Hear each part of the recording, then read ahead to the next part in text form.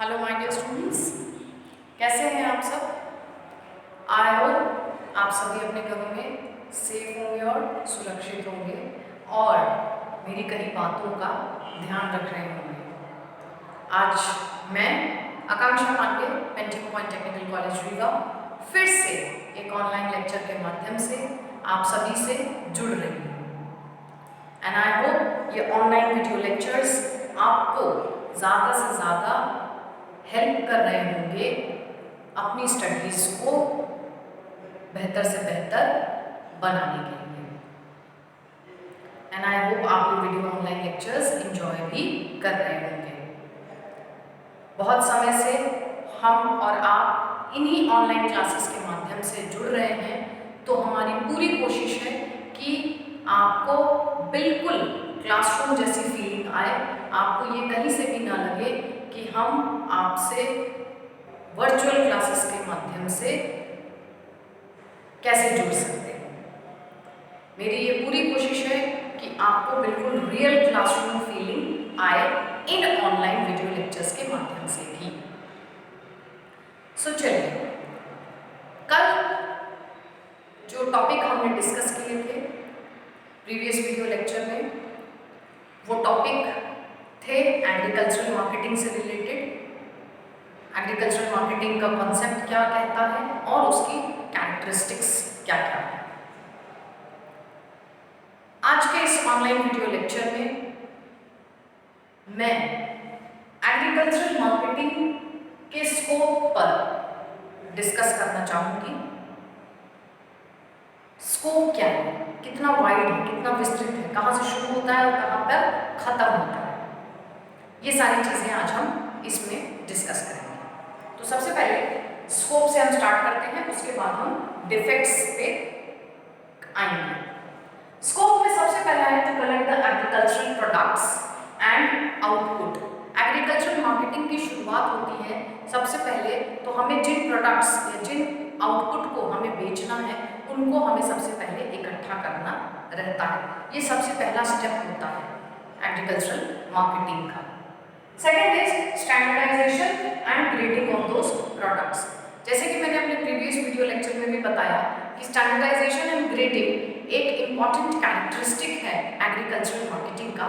तो यहाँ पर भी ये ज़रूरी है कि एग्रीकल्चरल मार्केटिंग में हमें इस चीज़ का ध्यान रखना चाहिए कि हम जो भी उपज या जो भी उत्पादन हमें मिल रहा है उनका स्टैंडर्डाइजेशन करें, उनको एक स्टैंडर्ड मानक दें, प्लस ग्रेडिंग भी करें, उनकी क्वालिटी के हिसाब से उनकी ग्रेडिंग भी करें।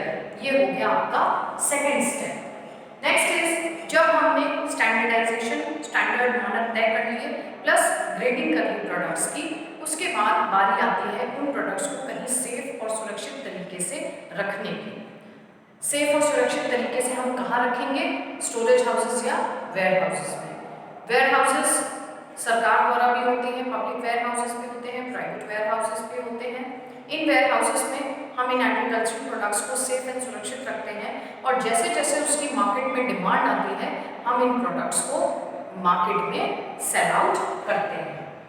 फिर आता है मीडिएटर्स का रोल। हम जो भी प्रोडक्ट्स मार्केट में बेच रहे हैं हम कहीं ना कहीं अपने मीडिएटर्स के माध्यम से वो प्रोडक्ट्स बेचते हैं। तो हमें ये चीज़ ध्यान रखनी चाहिए कि हम जो भी प्रोडक्ट मार्केट में बेच रहे हैं उसमें हम अपने मीडिएटर्स को भी इन्वॉल्व करें, क्योंकि कहीं ना कहीं उनके इन्वॉल्वमेंट से हमारे जो प्रोडक्ट हैं वो फार्मर्स से कंज्यूमर्स तक कन्वीनियंट रूप से पहुंचते हैं। और अगर कई बार हम मीडिएटर्स को नहीं इन्वॉल्व करते तो बहुत बार ये प्रॉब्लम हो जाती है कि फार्मर्स से फार्मर्स बहुत सारे सक्षम नहीं होते कि वो अपना प्रोडक्ट मंडियों तक पहुंचाएं। तो मीडिएटर्स ही वो व्यक्ति हैं जो फार्मर्स से उपज खरीदते हैं और मार्केट तक, मंडीज तक उपज जो है वो पहुंचाते हैं। तो उनका रोल भी बहुत इम्पॉर्टेंट है। ये भी हमें एग्रीकल्चरल मार्केटिंग में भूलना नहीं चाहिए और उनको भी इम्पॉर्टेंट हिस्सा मानकर उनको उनका शेयर देते रहना चाहिए। लास्ट है reaching out the mandis to sell the products.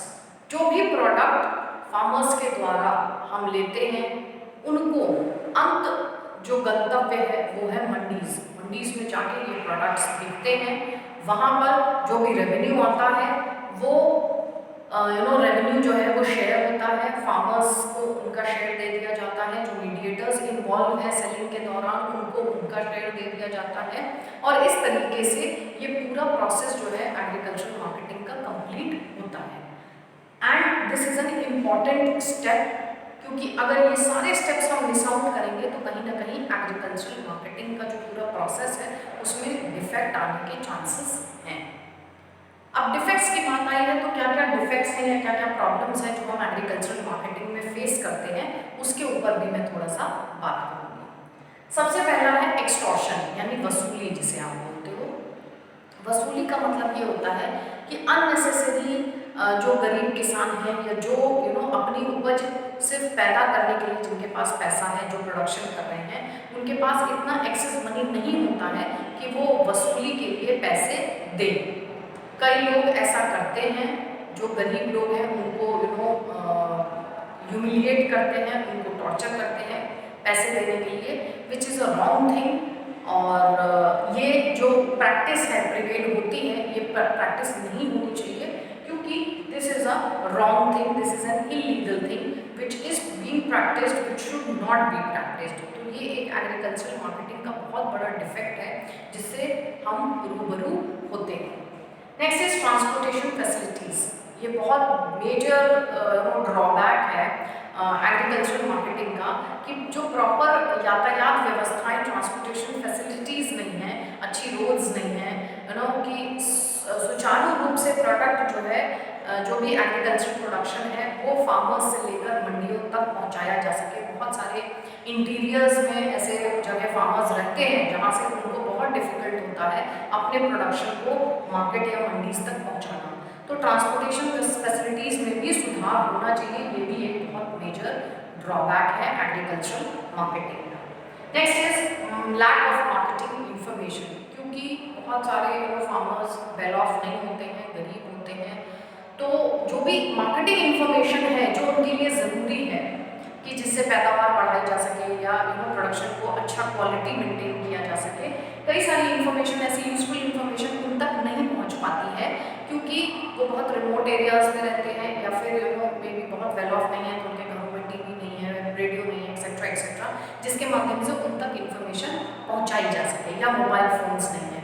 तो ये एक बहुत इंपॉर्टेंट चीज़ है जिस पर भी हमें वर्कआउट करना चाहिए अगर हम अपनी एग्रीकल्चरल मार्केटिंग को बहुत साउंड प्रूफ बनाना चाहते हैं। Next is non availability of organisations. ऐसी संस्थाएं नहीं हैं जो गरीब किसानों से उनका उत्पादन लेकर उनसे कम दामों में उत्पादन लेकर मार्केट तक पहुंचाएं या मार्केट में बेचें। ऐसी संस्थाएं जो हैं वो हैं बट बहुत कम हैं नंबर्स में। कोऑपरेटिव सोसाइटीज़ हैं बट देन उनका नंबर्स बहुत कम है, इसलिए कई बार ऐसी ऑर्गेनाइजेशंस जो है बहुत रिमोट एरिया में नहीं पहुंच पाती हैं। और कई बार आपने ऐसा न्यूज़पेपर्स में सुना होगा, न्यूज़ में हेडलाइंस आती हैं कि किसानों को उनकी उपज का जो भी प्रोडक्शन है उनकी उपज का उनको रिटर्न ना मिलने के कारण उन्होंने सुसाइड कर लिया, बिकॉज वो बहुत कर्जे में रहते हैं और अगर उनको उनका प्रॉपर रिटर्न्स ना मिले तो ये भी एक बहुत दयनीय दर्दनाक स्थिति हो जाती है। This is again a very important drawback जिस पे हमें काम करना चाहिए अगर हम अपनी एग्रीकल्चरल मार्केटिंग को सुधारना चाहते हैं। लास्ट इज कई जगह बहुत ज़्यादा नंबर ऑफ मीडिएटर्स जो हैं वो इन्वॉल्व रहते हैं, एंड बहुत ज़्यादा नंबर ऑफ मीडिएटर्स जब इन्वॉल्व रहते हैं तो प्रॉब्लम आती है कि किसको कितना शेयर जो है मिलना चाहिए। ये भी एक बहुत बड़ा मेजर ड्रॉबैक है एग्रीकल्चरल मार्केटिंग का, जिसको हमें डिलीट करना चाहिए, इसको डिस्पोज करना चाहिए इस प्रैक्टिस को, और अननेसेसरी सिर्फ लाइसेंस्ड मीडिएटर्स जो हैं उनको काम करना चाहिए, ताकि जो भी फार्मर्स हैं उनको भी ईजी तरीके से, कंफर्टेबल तरीके से अपना प्रोडक्शन वो मीडिएटर्स तक पहुंचाएं और वो मीडिएटर्स वो प्रोडक्शन जो है मंडीज तक पहुंचाएं। ऐसे जो नॉन लाइसेंस्ड मीडिएटर्स हैं वो अननेसेसरी एक्सटॉर्शन करते हैं, अननेसेसरी वसूली करते हैं, जो कि किसानों के पॉकेट पे एक बहुत बड़ा बर्डन है और ऑब्वियसली कई बार जो बहुत गरीब किसान है वो इन खर्चों का वहन नहीं कर पाते, जिसकी वजह से भी हमारा जो एग्रीकल्चर प्रोडक्शन है लैग कर जाता है, पीछे रह जाता है। तो इन चीज़ों पे हमें ध्यान देना चाहिए और इन चीज़ों पे हमें वर्कआउट करना चाहिए सो दैट ये और ज़्यादा एग्रीकल्चर मार्केटिंग में बेहतरी ला सके। That's all for today's lecture. Please stay home, stay safe और जो भी बातें इन वीडियो लेक्चर्स के माध्यम से आपको बताई जा रही हैं उनको प्लीज़ देखिए, समझिए और उन पर अमल कीजिए। Thank you.